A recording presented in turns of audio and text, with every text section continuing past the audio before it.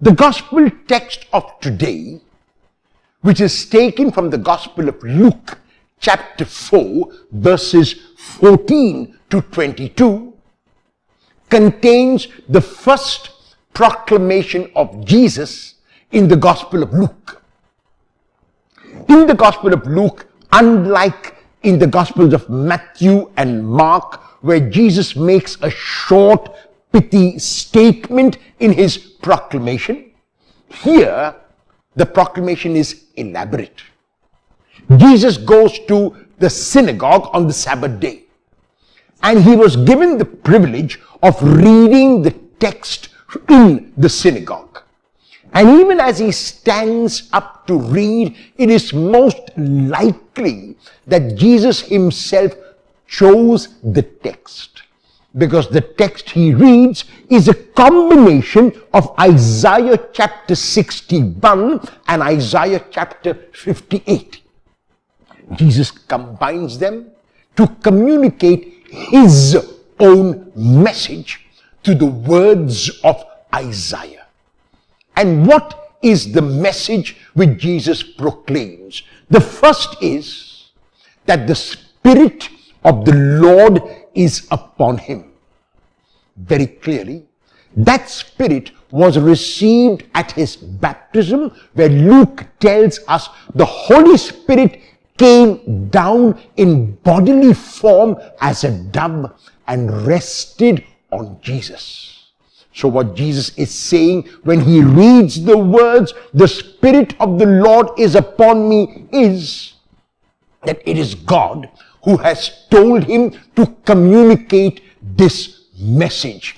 After the Spirit of the Lord being upon him, Jesus begins to communicate the message. The first part of the message seems to be theoretical, because he says he has been sent to preach good news to the poor. The proclamation is a verbal proclamation. The proclamation is a theoretical proclamation. The proclamation is in words. However, he follows it up immediately by the proclamation of liberty to the captives, of sight to the blind, and of freedom to the downtrodden and the oppressed. In other words, his proclamation does not remain at the level of theory. His proclamation doesn't remain at the level of words, but his is a proclamation which is translated physically into action in the lives of the captives, in the lives of the blind, in the lives of the downtrodden and the oppressed. These are only symbolic of anyone who needs the help of Jesus, of anyone who is poor, of anyone who opens his or her heart to the revelation which God makes in Jesus. After he finishes reading the text and proclaiming his manifesto, Jesus sits down, and the eyes of all are upon him. The ears are still resonating with the gracious words that flow from his lips. And he receives approval of all those who are sitting in the synagogue and listening to him.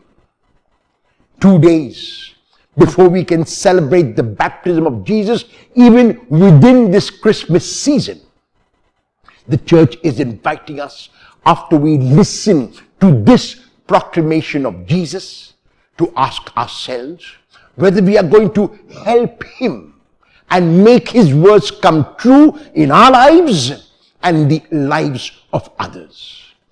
Is the proclamation of Jesus today also good news to the poor? Will I, in my own little way, proclaim and bring about liberty to the captives, sight to the blind, and joy to the downtrodden and oppressed? How will I do that today?